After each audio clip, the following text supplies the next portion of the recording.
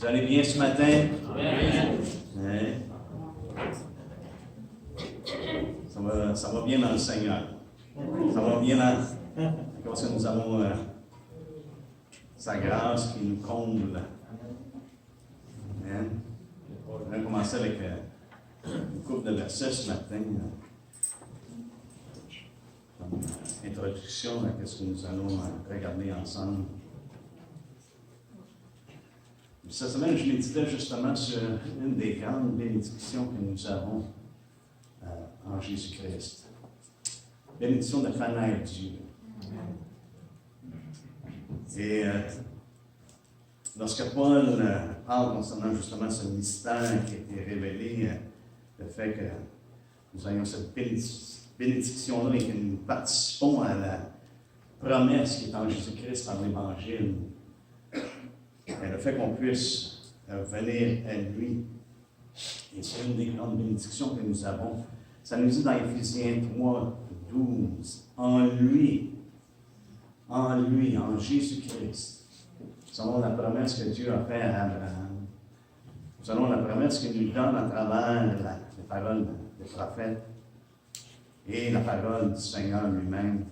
En lui, nous avons par la foi en lui la liberté de nous approcher de Dieu avec confiance. En lui, frères et sœurs, nous avons la liberté de nous approcher. Trop souvent, je pense malheureusement qu'on a la liberté de ne pas s'approcher. C'est la décision que les gens prennent. Lorsque nous avons ici cette promesse, cette parole qui nous dit, en lui, nous avons la liberté. Dieu ne nous force pas à s'approcher de lui, mais nous donne la liberté en Jésus-Christ, la capacité, le privilège d'être en mesure de venir dans sa présence. Et ici, ça nous dit de nous approcher de Dieu avec confiance. Ce n'est pas basé sur nous-mêmes. Ce n'est pas basé parce que Michel est religieux ou qui démontre que j'aime Dieu. C'est basé sur l'œuvre de Jésus-Christ. C'est ça qui est ma confiance. Ma confiance n'est pas la performance. Ma confiance est en lui et en lui seul. C'est ce qui me permet de m'approcher, d'avoir cette liberté-là de m'approcher de Dieu. Et ce matin, on a entendu, qui était un des versets pour introduire ce que nous allons regarder ensemble, justement, de nous approcher de Dieu. Ça dit, pour moi, m'approcher de Dieu, c'est mon bien. Et c'est intéressant parce que le contexte de cette parole-là, c'est justement le psalmiste, lorsqu'il regarde alentour de lui, il voit comment est-ce que les méchants semblent prospérer, puis tout a l'air à bien aller, jusqu'à temps qu'il rentre dans le sanctuaire, jusqu'à temps qu'il s'approche, puis il réalise, c'est quoi la fin? Voyez-vous, lorsqu'on s'approche de Dieu, ça nous donne la meilleure perspective, la seule bonne perspective des choses. Lorsqu'on regarde alentour de nous et tout ce qui se passe alentour de nous, ça nous donne une perspective qui est fautive. Et ça peut nous emmener dans le découragement, comme on voit le psalmiste, il était rendu au point qu'il était vraiment découragé. Mais lorsqu'il est allé dans le sanctuaire, lorsqu'il s'est approché de Dieu, qu'est-ce que la parole nous dit lorsqu'on s'approche de Dieu? Jean nous garantit, parce que c'est ce que la parole de Dieu nous dit, approchez-vous de Dieu et, par chance, Dieu va s'approcher de vous. Si ça fait son affaire, il va s'approcher de vous. Non. Approchez-vous de Dieu et il s'approchera de vous. Le psalmiste ici l'a vécu. Il s'est approché de Dieu malgré que toutes les choses alentour de lui avaient l'air comme étant du non-sens. Pourquoi le méchant prospère? Pourquoi ça va bien dans sa vie? Puis dans la mienne, les choses ne vont pas si bien que ça. Jusqu'à temps qu'il entre dans la maison de Dieu. Jusqu'à temps qu'il rentre en communion avec son Dieu. Là, il n'a pas payé un service de ses lèvres. Il n'a pas simplement dit, non, il est allé, son cœur était entier pour Dieu. Il a crié à Dieu. Il a vu les choses d'une autre façon, d'une autre perspective. C'est la même chose pour nous, frères et sœurs. On vit dans un monde qui peut facilement nous accabler, mais on doit s'efforcer. On doit s'efforcer de passer à travers toutes ces choses-là et d'entrer dans la maison de Dieu, d'entrer dans cette communion-là avec lui, de s'approcher de lui. Pourquoi? Parce que c'est notre bien. Hein? C'est pour notre bien. Et regardez ce qu'il dit. Je place mon refuge dans le Seigneur l'Éternel. C'est là qu'on va se tenir. C'est là qu'on est protégé. C'est là qu'on est gardé.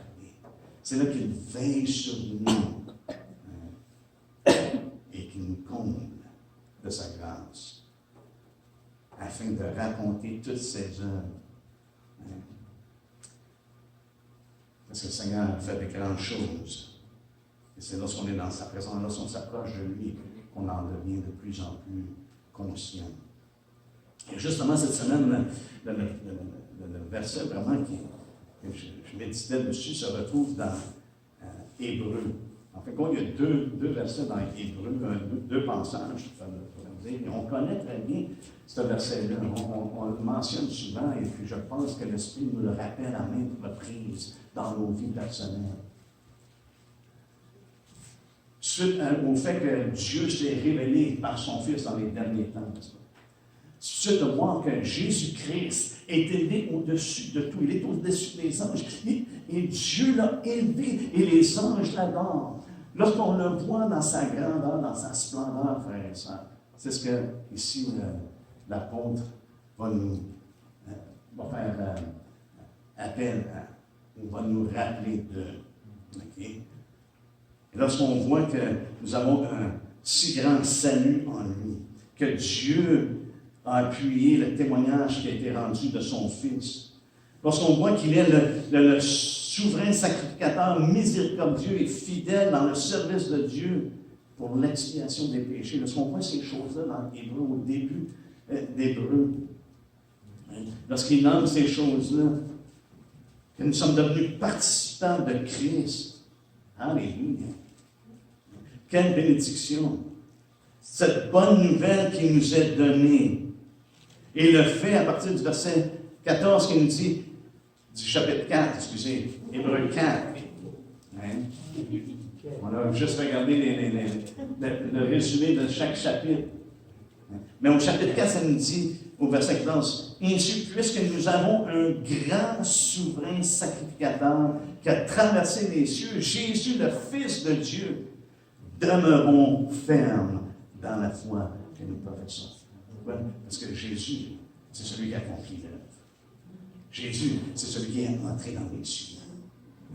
Ce n'est pas nous qui est rentré dans les cieux, c'est lui qui est rentré dans les cieux. C'est pour ça qu'on doit continuer et demeurer ferme dans la foi que nous professons. Nous professons notre confiance en Jésus-Christ. Nous professons que qu'est-ce qu'il accomplit? Il l'accomplit pour nous.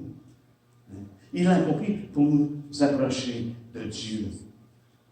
Car nous n'avons pas un souverain sacrificateur qui ne puisse compatir à nos faiblesses.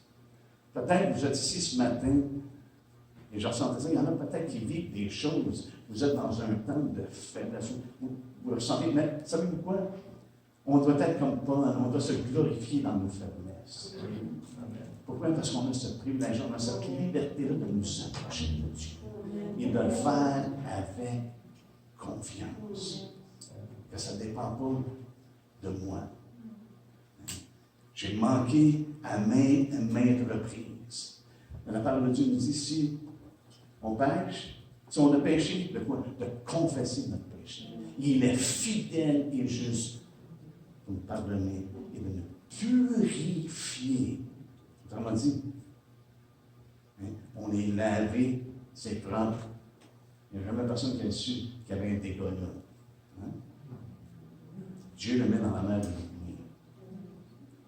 Parce qu'on confesse nos péchés. Mais même dans nos faiblesses, Dieu est compatissant. Jésus est compatissant. Il peut compatir à nos faiblesses. Au contraire, il a été tenté comme nous en toutes choses, sans commettre de péché. Approchons-nous donc, ayant cette connaissance de qu'est-ce que Christ a accompli et qui il est et comment il est compatissant. Comment est-ce qu'il est fidèle? Approchons-nous donc Et c'est ce don-là qui est venu me chercher. À cause de tout ce que Jésus et tout ce qu'il a accompli pour vous et moi, approchons-nous donc. Nous avons la liberté de nous approcher. Et pourquoi on ne s'approche pas? Pourquoi on s'attarde à regarder souvent les choses qui se passent autour de nous et qui nous amènent à être déprimés?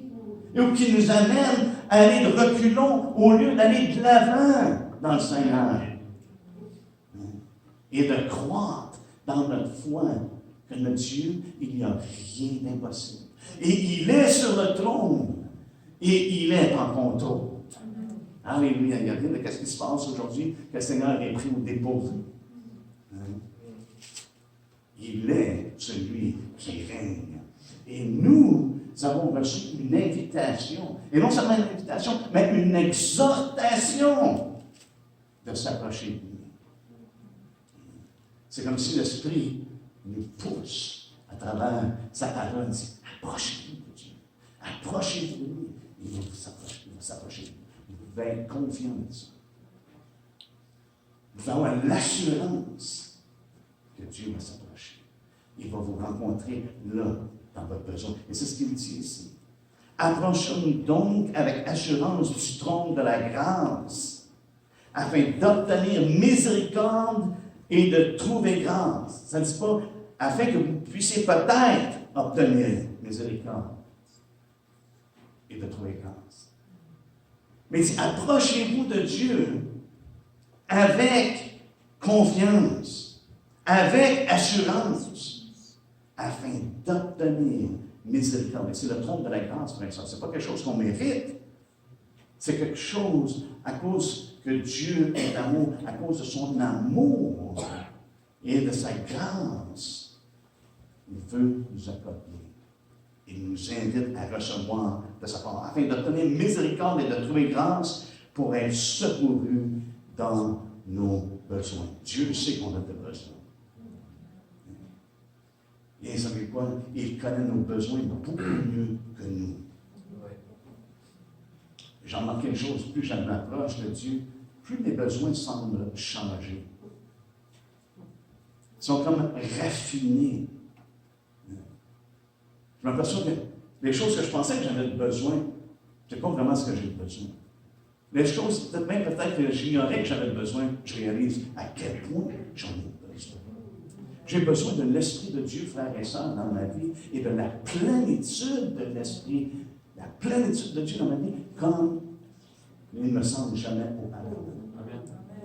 Plus qu'on avance, plus qu'on va avoir cette plénitude-là, comme le Seigneur nous dit dans Jean, à cause de ce qui est arrivé dernièrement à Abbotsford, pour ceux qui ont regardé les nouvelles, et de voir les inondations et les rivières qui débordent, et la force de ces rivières-là, dans une des nouvelles qu'on a regardées, on voit la rivière qui passe et un arbre, là c'est un arbre. Et ça m'a rappelé, parce que le Seigneur parle de l'Esprit Saint. Qu'est-ce qui va arriver? Il va y avoir un petit jet qui va sortir de votre sein. Non. Il va y avoir des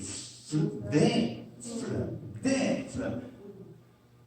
Et mon cœur s'élève devant Dieu, Seigneur, c'est ce que tu me dis. Ce n'est pas quelque chose que j'imagine. Ce n'est pas quelque chose que j'interprète mal. Tu le dis clairement. Il dit, venez à moi, vous qui avez soif. Et qu'est-ce qu'il va faire? Il va nous donner des fleuves. Et il parlait de l'Esprit. Il n'y a pas de limite, frère et sœur, à l'Esprit. Il est Dieu. Il n'y a pas de limite. Et ce que Dieu veut faire dans nos vies, c'est de nous remplir, qu'on soit des vases qui contiennent le trésor de Dieu à travers lequel il œuvre dans notre génération, dans ce monde. Il a choisi des vases de terre, des vases qui sont faibles, qui peuvent facilement craquer, qui peuvent facilement être brisés. Mais il remplit ces vases-là de sa puissance, de son esprit, afin que ça ne dépende pas de nous. Et nous, une porte toute grande ouverte, dans nos faiblesses, d'être en mesure de s'approcher, nous avons cette liberté-là de s'approcher de lui. Quelle joie! Et la question que je me pose à moi-même, comment ça se fait que souvent, je limite ce temps-là, ou dans ma liberté que je choisis de négliger, ou je choisis d'ignorer, ou que je laisse les choses alentour de moi tellement venir m'occuper, me préoccuper, que ça diminue ce temps-là avec le Seigneur. Et pourtant, m'approcher de Dieu, c'est mon bien. C'est ce qu'on devrait faire. Et c'est ce qu'on se doit de faire. Et ma prière, c'est que ce matin, c'est simplement un rappel. Comme Guy a mentionné, Paul a dit, je ne m'attends pas de répéter les mêmes choses. Savez-vous quoi? La parole de Dieu nous répète à maintes reprises les mêmes choses. Mais c'est un rappel. Pourquoi? Parce que c'est notre force. C'est ce qui va faire, frères et sœurs, qu'on va persévérer jusqu'à la fin. Et que nous allons vivre et expérimenter la victoire que Dieu a préparée pour nous. Parce qu'on s'approche de Dieu, c'est par la foi. Avec moi dans Hébreux 10. Par une foi.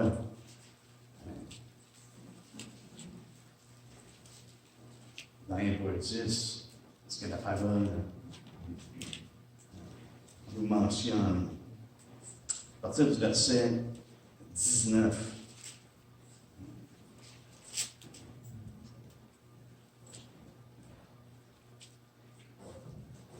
ça nous dit ainsi donc. Lorsqu'il y a un ainsi donc ou un donc, ça m'amène toujours à dire, OK, ainsi donc, c'est quoi le donc? Et ici, il nous parle. Comment est-ce que le Seigneur a pourvu d'ôter le péché qui pourrait nous empêcher de s'approcher de lui. Il a pris soin de ces choses-là. Et il a fait une alliance, une nouvelle alliance. Au verset 16, il nous dit, voici l'alliance que je ferai avec eux. Après ces jours-là, dit le Seigneur, je mettrai mes lois dans leur cœur et je les écrirai dans leur esprit. Il ajoute, et je ne me souviendrai plus de leur péché ni de leur iniquité. Or là où il n'y a pardon des péchés, il n'y a plus d'offrande pour le péché. Ainsi donc, frères, nous avons au moyen du sang de Jésus une libre entrée.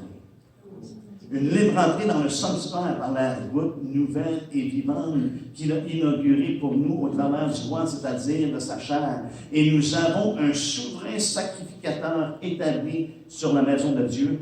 Approchons-nous donc. Ayant cette révélation-là que Dieu nous donne, ayant cette œuvre-là qui a été pleinement accomplie, le sang qui a été versé, et le privilège d'être en mesure de s'approcher de Dieu. Approchons-nous donc avec un cœur sincère, pas seulement avec nos lèvres. On veut approcher Dieu avec notre cœur. Et qu'est-ce que Dieu désire de notre cœur? Il désire un cœur qui est entier. Dieu connaît exactement ce qui se passe, qu'est-ce qui est dans notre cœur. Mais il veut un cœur sincère, dans la plénitude de la foi. Frères et sœurs, je veux vous encourager sur ce point, dans la plénitude de la foi. Nous devons être instruits dans la parole de la foi.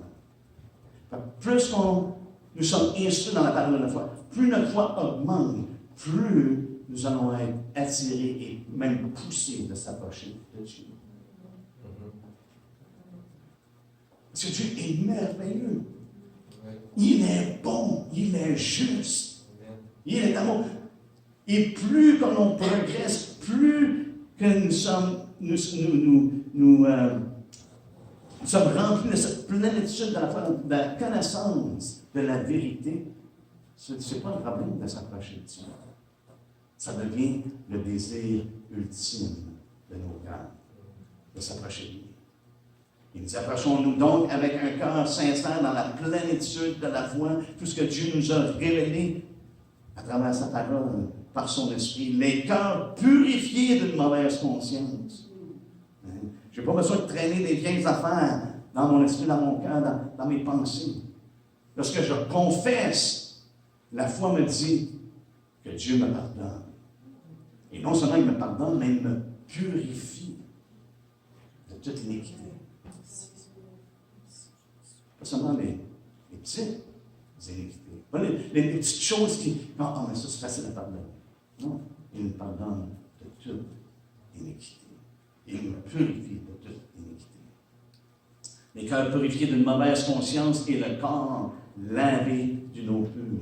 Retenons fermement la profession de notre espérance, car celui qui a fait la promesse est fidèle. Il ne change pas. Son oui est oui, son non est non. Il va dire non par moment. Mais c'est oui, oui, non, non. Il est fidèle dans tout ce qu'il fait. Il ne peut pas se renier lui-même. Alléluia. Et ça nous donne de l'assurance. Veillons les uns sur les autres. C'est un contexte intéressant. Veillons les uns sur les autres. On a besoin de veiller les uns sur les autres pour nous exciter à l'amour et aux bonnes œuvres. À l'amour de Dieu. Et lorsqu'on aime Dieu, frères et sœurs, on s'approche de lui. Lorsqu'on aime Dieu, on veut être dans sa présence. Lorsqu'on aime Dieu, nous aimons les frères, les sœurs, on aime son Église. Lorsqu'on aime Dieu, on aime les gens en général, même nos ennemis. Et c'est seulement par la plénitude de la foi, c'est seulement par la plénitude de l'Esprit qu'on peut faire ces choses-là. Veillons les uns sur les autres. Est-ce qu'on voit quelqu'un qui a l'air à traîner de la patte? Hein? Quelqu'un peut-être qui se donne à des choses qu'il ne devrait pas se donner. On est encouragé ici, on est exhorté de veiller et de s'exciter ou de s'inciter, de dire hey, à l'amour et aux bonnes œuvres, à faire des choses qui plaisent à Dieu. N'abandonnons pas notre assemblée comme c'est la coutume de quelques-uns, mais exhortons-nous réciproquement. Hein? Frères et sœurs, je pense qu'on est sur le point de voir l'Église, on en parlait hier un peu, changer. Il y a des choses qui se passent que le Seigneur est en train de faire. L'Église va changer. L'Église va changer. Je ne parle pas simplement de l'Assemblée du Carrefour. Je crois que l'Église de Jésus-Christ va être beaucoup plus ce que Dieu l'a destiné à être. La maison de Dieu, la communauté de Dieu, les croyants qui se réunissent ensemble. Et ce n'est pas le clock, l'horloge qui mène, mais c'est la communion avec Dieu et c'est la communion entre nous. C'est ça qui mène. On voit ça dans les actes des apôtres. Ils persévéraient, ils étaient ensemble. Et souvent, le Seigneur va se servir des choses qui se passent dans ce monde, justement pour nous pousser, pour nous emmener à être rassemblés d'un commun accord, menés par l'Esprit de Dieu. Qu'on lève la manette ou pas, on a beaucoup de formes. Et je crois que bien des formes, c'est des formes d'hommes. Et pas nécessairement la forme de l'Esprit. À maintes reprises, je l'ai mentionné, c'est pour ça que ça fait un petit bout de temps que vous êtes ici, que j'anticipe le jour où que l'Esprit de Dieu va dire, Michel, assis-toi, il y a quelqu'un d'autre qui a quelque chose à dire.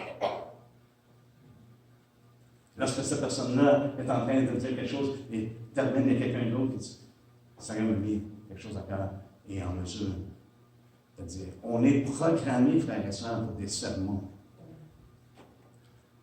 Mais ce matin, ce n'est pas un sermon que je veux vous donner. C'est un message qui vient de la part du Seigneur. Il vient de la part de Dieu. Pourquoi? Parce qu'il se retrouve dans la parole de Dieu. C'est l'Esprit qui nous exhorte, vous et moi. Approchons-nous de Dieu. Et il va s'approcher de nous. Et on peut être certain que ça va être lui qui va diriger l'Église. et non pas un comité. Je ne suis pas contre ces choses-là, mais j'ai l'impression que Dieu veut accomplir le dessein qu'il a pour l'Église. Il veut l'accomplir. Mais est-ce qu'on est prêt à dire, Seigneur, prends tout? Prends tout. Ça, on ne peut pas juste le faire parce que, ça a l'air d'une belle innovation, un nouveau changement. Souvent, on aime riding, comment on dit ça? Ride. Surfing. Hein? On aime les nouveautés, on va d'une nouveauté à l'autre. C'est pas une nouveauté qu'on a besoin de faire ça. Ce qu'on a besoin, c'est la vérité. Et c'est ce qui est révélé dans la parole de Dieu. Le reste, là, ça va brûler. Le reste, ça compte pas. Si nos cœurs sont disposés, et c'est ce que je voulais parler ce matin, la disposition de notre cœur, de s'approcher de Dieu. De s'approcher de Dieu.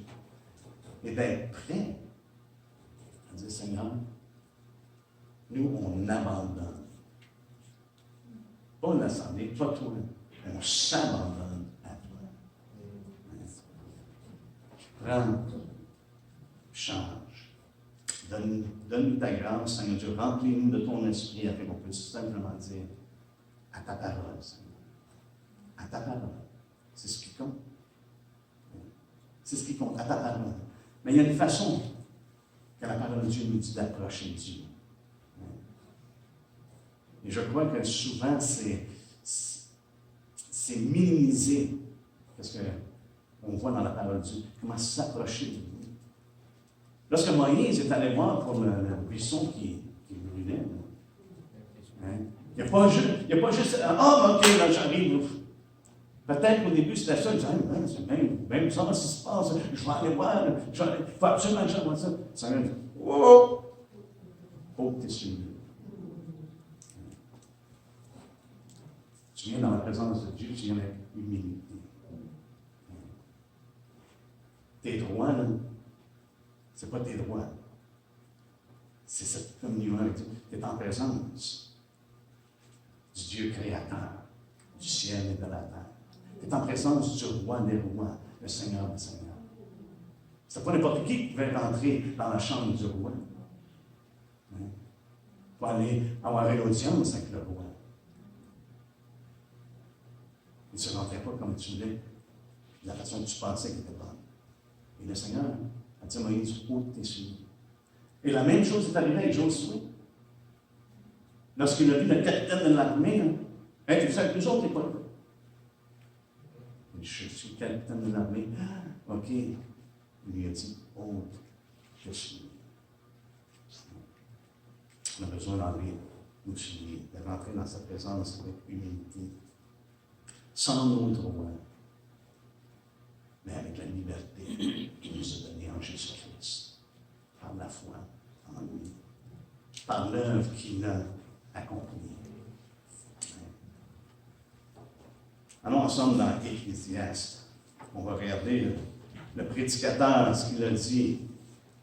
C'est Ecclésiaste, le prédicateur, celui qui proclame.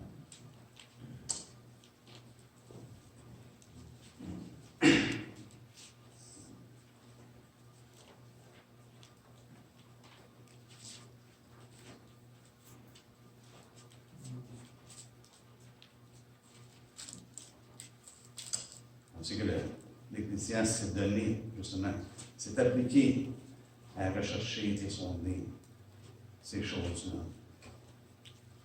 Et lorsqu'on arrive au chapitre 4, au verset 17,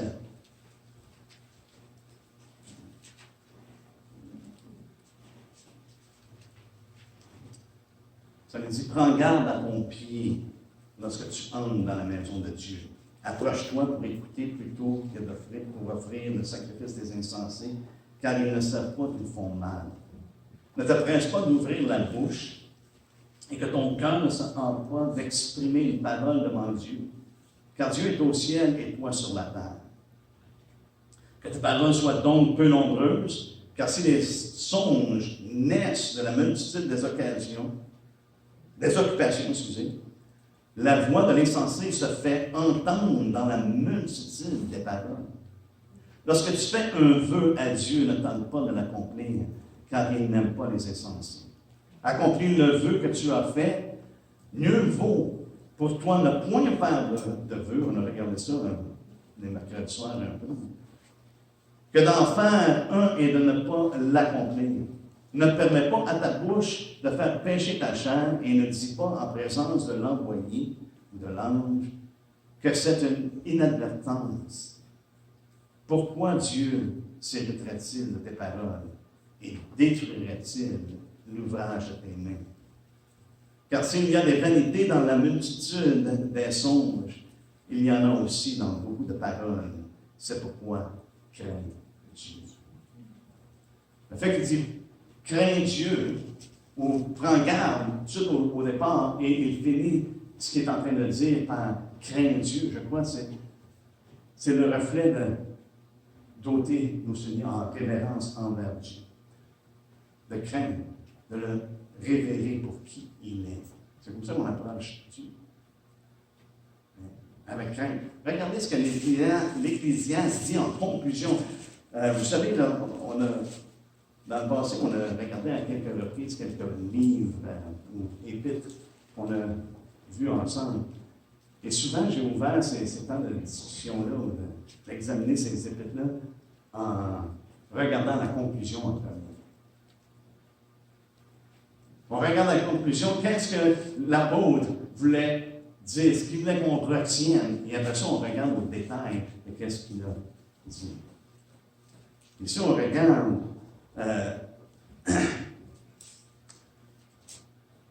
parce que la conclusion de l'Ecclésiaste, c'est au chapitre 12, au verset 15, excusez. Ça nous dit, écoutons la fin du discours. Il termine son message. La première chose qu'il dit, crains Dieu. On s'approche de Dieu avec révérence et observe ses commandements. C'est là ce que doit faire tout homme. Tout homme a la responsabilité de craindre Dieu et d'observer ses commandements. Parce que Dieu va amener toute œuvre en jugement. Aussi, je veux tout ce qui est caché, soit bien, soit mal. Ça me rappelle ce que Paul a dit concernant justement que nous allons tous paraître devant le tribunal de Christ. Soit fait dans le corps, soit bien, soit mal. Mais c'est la conclusion de l'Ecclésiaste, du prédicateur. Crains Dieu. Je crois que c'est la façon qu'on doit approcher Dieu. Dans la crainte de Dieu. Ça doit être l'attitude, ça doit être cette disposition-là de cœur que nous avons. Dans Proverbe 23, 17, ça nous dit que ton cœur n'envie point les pécheurs, mais qu'il ait toujours la crainte de l'Éternel.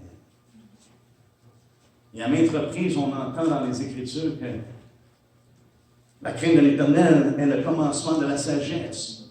Tous ceux qui l'observent ont une raison saine. Alléluia. Tous ceux qui l'observent, la crainte, tous ceux qui sont révérents, ils ont une bonne raison, ils ont une bonne tête, ses épaules. À maintes reprises dans les Écritures, lorsque quelqu'un a vraiment une rencontre avec Dieu, une rencontre glorieuse, c'est souvent l'état de notre cœur, la crainte. Même Ésaïe, qui était un prophète, dit malheur à moi lorsqu'il a vu Dieu dans sa grandeur, dans sa sainteté, dans sa splendeur. Wow! Ça, c'est malheur en anglais. Wow! Is me. Malheur à moi. Souvent, j'ai l'impression qu'on oublie la grandeur de Dieu. Au lieu de marcher avec révérence, on peut devenir irrévérent envers Dieu. En pensant que Jésus a ouvert la porte et maintenant, en lui, on peut agir comme on pense qu'on doit agir. Jean lui-même est tombé comme mort au pied de Jésus lorsqu'il a vu sur l'île de Patmos. L'Église, on est en train de passer à travers le livre des Actes, on a vu lorsqu'on était au chapitre 9, l'Église même. L'Église s'accroissait. Elle s'édifiait et marchait dans la crainte du Seigneur. Un concept qui semble de plus en plus oublié de nos jours. Lorsqu'on parle de la crainte du Seigneur, souvent les gens vont dire « légalisme ». C'est la pensée qui vient à tête. La crainte, ah là, on n'est pas légaliste. On ne peut pas être légaliste, Jésus nous a libérés. Ce n'est pas d'être légaliste. C'est d'être révérencieux envers Dieu, pour qui il est. Et comment est-ce qu'il nous a? Il s'est révélé à travers son Fils. Même Jésus a dit, je vais vous montrer qu'il vous devait craindre. Mais Jésus n'avait pas la pensée de dire, ah non, ça serait légaliste de vous dire. Laissez-moi rephraser ce que je voulais dire. Non, mais je vais vous montrer qu'il vous devait craindre. On doit révérer Dieu. Et je crois que ça doit être notre approche. Même Paul nous parle d'acheter notre sanctification dans la crainte de Dieu. Et on sait la sanctification, c'est la volonté de Dieu pour nous. Dieu veut nous sanctifier. Il est saint, comme Pierre le dit, vous aussi, vous soyez saints. Ça, c'est la sanctification, frères et sœurs. L'attitude de nos jours, malheureusement, il y a une certaine légèreté. Une légèreté qui est même irrévérencieuse et inconvenable.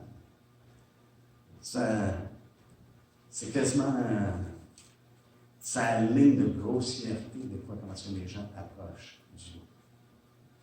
Dans Jude 4, justement, Jude nous parle de ces choses-là. Il y en a qui vont changer la grâce de Dieu en dissolution, en dérèglement. Le terme qui est utilisé, c'est comme de l'impudicité ou de l'indécence. La grâce de Dieu est tellement changée que c'est de l'indécence. Ça ne mène à quoi? À renier le maître qui les a achetés. Et l'indécence parle, c'est contraire à la bienséance. Lorsque la grâce de Dieu est changée, frères et sœurs, ça va faire en sorte qu'on va agir indécemment. C'est qu'on va agir contrairement à la bienséance. Et la parole de Dieu nous exhorte à avoir de l'ordre et de la bienséance, n'est-ce pas? De faire les choses de cette manière-là. Il faut faire attention de ne pas changer la grâce de Dieu. On peut s'approcher de Dieu, du trône de la grâce, avec assurance. Mais il faut le faire selon les consignes, selon l'instruction qu'il nous donne. Et ici, on voit dans l'Ecclésiaste de le faire dans la crainte de Dieu. Lorsqu'on change la grâce de Dieu, ça produit de l'impertinence. Et je regardais ce mot-là, l'impertinence, ça veut dire c'est un caractère déplacé. Une attitude ou un comportement qui choque par son manque de respect. Et comment souvent, des fois, les gens peuvent s'approcher de Dieu et il y a carrément un manque de respect. On voit ça, j'ai témoigné ça moi-même dans des rencontres lorsqu'on était dans l'Ouest canadien. Un manque de respect pour Dieu absolument outrageant. Et les gens agissent d'une façon peu ordinaire dans ces moments-là. Même ils approchent de Dieu avec audace. Mais ici, l'Ecclésiaste nous dit non seulement de prendre garde à ton pied lorsque tu rentres dans la maison de Dieu, mais il dit de s'approcher pour écouter. On approche dans la crainte de Dieu, avec révérence. Mais il dit ici, ce n'est pas simplement d'énumérer une série de choses. La première chose qu'il nous dit de faire, c'est porte attention. Écoute.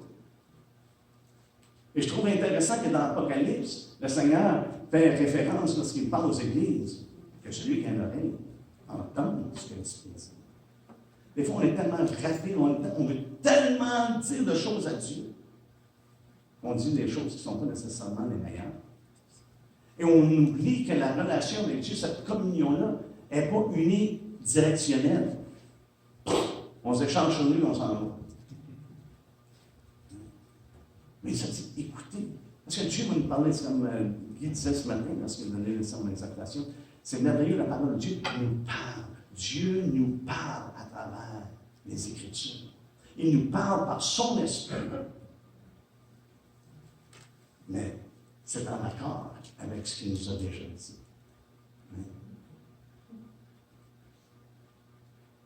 S'il dit votre pendre, va savoir que ça ne vient pas de Dieu.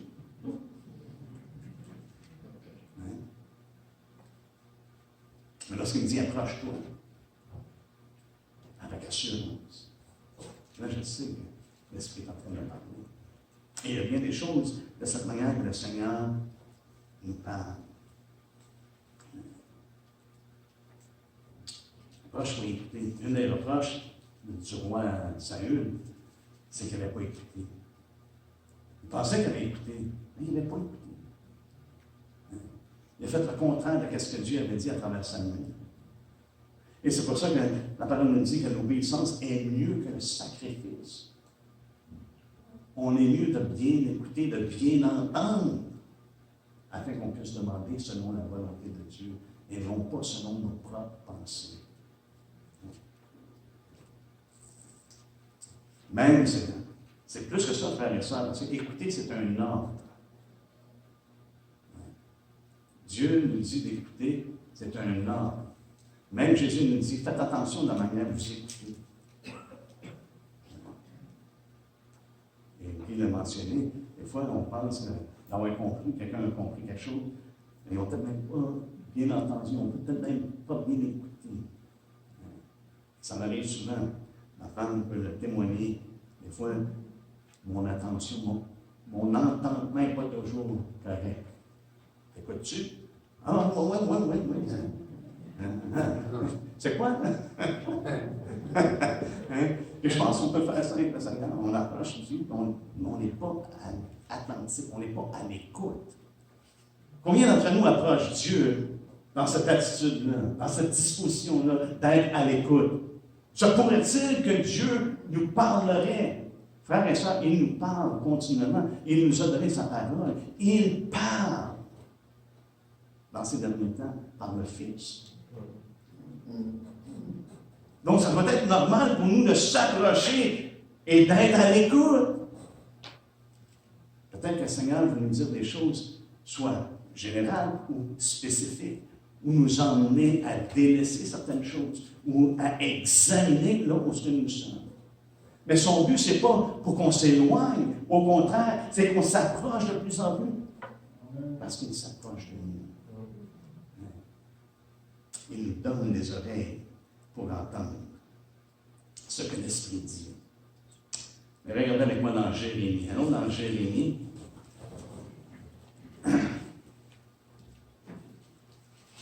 Jérémie 7.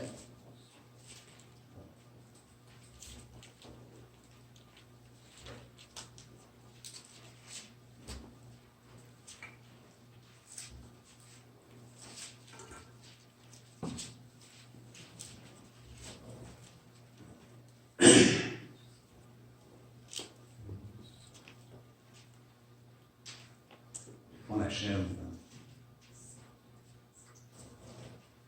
Jérémie 7, ça nous dit au verset 23, « Mais voici l'ordre que je leur ai donné. » C'est un ordre.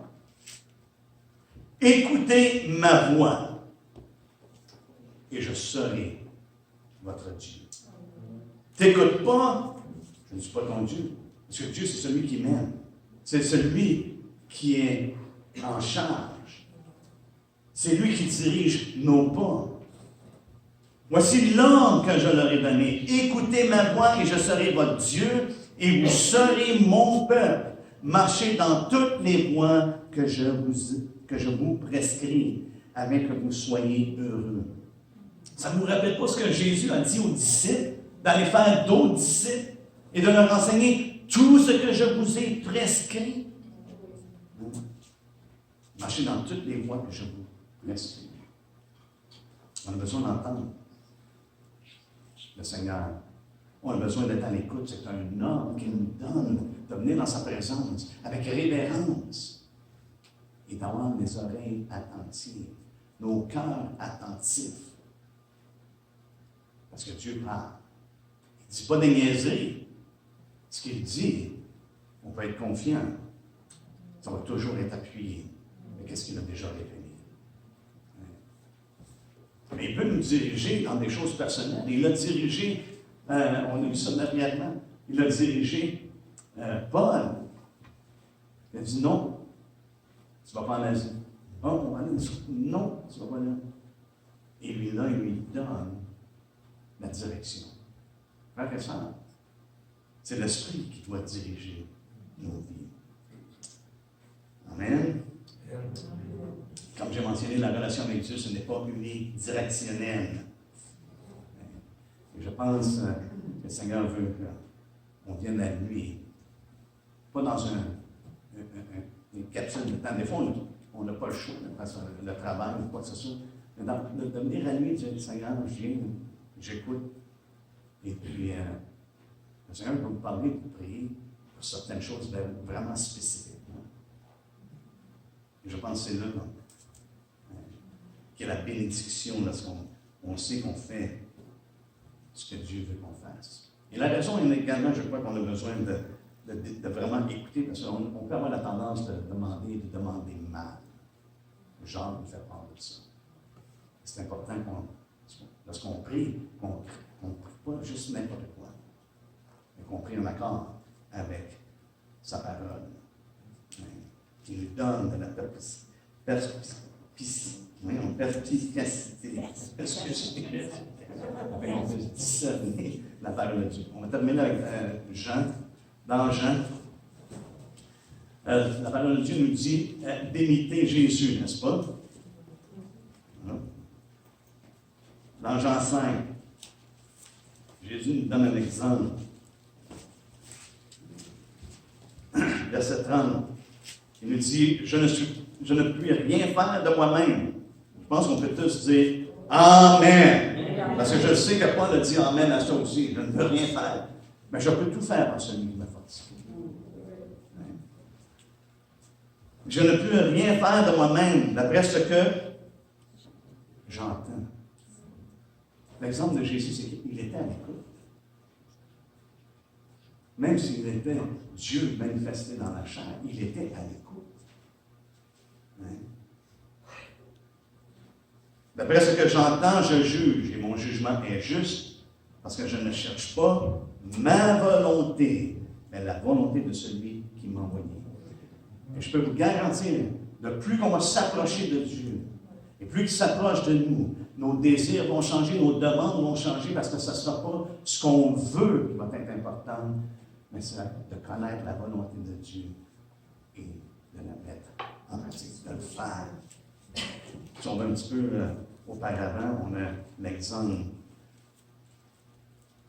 que Jésus donne à ses disciples, pas l'exemple, mais plutôt la réponse qu'il donne à ses disciples au verset 34, où Jésus leur dit, c'est ça que nous autres se demandaient, y a-t-il quelqu'un qui a donné de la nourriture? Et ça, c'est, je vous dis, c'est le dernier verset qu'on regarde quand on regarde notre monde. Ça nous dit, Jésus leur dit, ma nourriture est de faire la volonté de celui qui m'a envoyé et d'accomplir son œuvre. En s'approchant de Dieu, frère et sœurs, le plus qu'on s'approche de Dieu, c'est ce qui va brûler dans nos cœurs. Seigneur, c'est ta volonté. Pas la mienne, mais ta volonté qui est suprême. Et le désir de mon cœur, c'est de l'accomplir. Amen. Est-ce qu'on peut se mettre ensemble?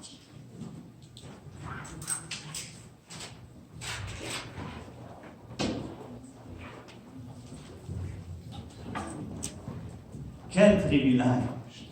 Là, si on s'arrête, puis on pense, quel privilège! D'être en communion